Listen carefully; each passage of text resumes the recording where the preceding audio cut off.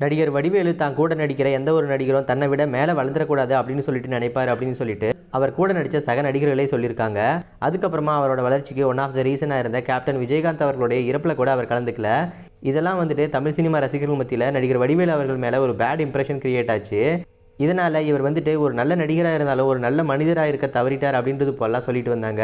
மதுரையில் இருந்த நடிகர் வடிவேலு அவர்களை ராஜ்கிரண் மதுரையிலிருந்து கூட்டிகிட்டு வந்து தன்னோட ஆஃபீஸ் பாயாக ஒர்க் பண்ண வச்சுட்டு இருந்தாரு. அதுக்கப்புறமா அவரோட என் ராசாவின் மனசினிலே அப்படின்ற படத்தில் ஒரு வாய்ப்பும் கொடுத்தாரு. இதுக்கப்புறமா அவர் நடித்த படம்லாம் பயங்கரமான ஹிட் ஆனதுனால அவர் வந்துட்டு நம்பர் 1 காமெடினா தமிழ் சினிமாவில் வளம் வந்துட்டு இருந்தார்.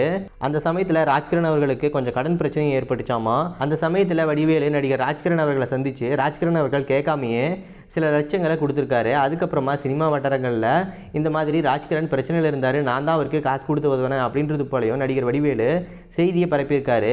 இந்த செய்தி ராஜ்கிரண் காதுக்கு போக அவர் வந்துட்டு அவரோட நெருங்கிய சினிமா வட்டாரங்கள் கிட்ட இல்லைப்பா நான் அவர்கிட்டலாம் காசுலாம் கேட்கல, அவராக தான் கொடுத்தாரு அப்படின்றது போலையும் சொல்லியிருக்காரு.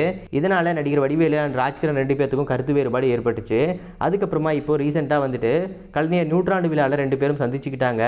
அப்போது நடிகர் வடிவேலு ராஜ்கிரண் அவர்களை பார்த்ததும் வேறு வண்டியில் நான் போகணும் அப்படின்னு சொல்லிட்டு வேறு வண்டியில் ஏறி போயிட்டார் அப்படின்றது போலாம் செய்தி வந்துச்சு. இது வேறு வண்டியில் ஏறி போனதாக வந்த செய்தி பொய்யான செய்தி அப்படின்றது போலையும் நடிகர் வடிவேலு ராஜ்கிரண் அவர்களை பார்த்ததும் ரொம்பவே கண் கலங்கி போய் ஆவேசமாக போனதாகவும் அப்போது ராஜ்கிரண் அவர்கள் பார்த்துட்டு ஏன்பா அலற அப்படின்னு சொல்லிட்டு நடிகர் ராஜ்கிரண் அவர்கள் வடிவேலுவை அரவணைச்சு அவருக்கு பக்கத்தில் வேற யாருக்கோ ஒதுக்கப்பட்டிருந்த சீட்டை நடிகர் வடிவேலு அவர்களுக்கு அரேஞ்ச் பண்ணி கொடுத்து அவருடைய பக்கத்திலேயே உட்கார வச்சாராமா. இப்போ இந்த செய்தி சோஷியல் மீடியாவில் பயங்கரமாக வைரல் ஆகிட்டு வருது.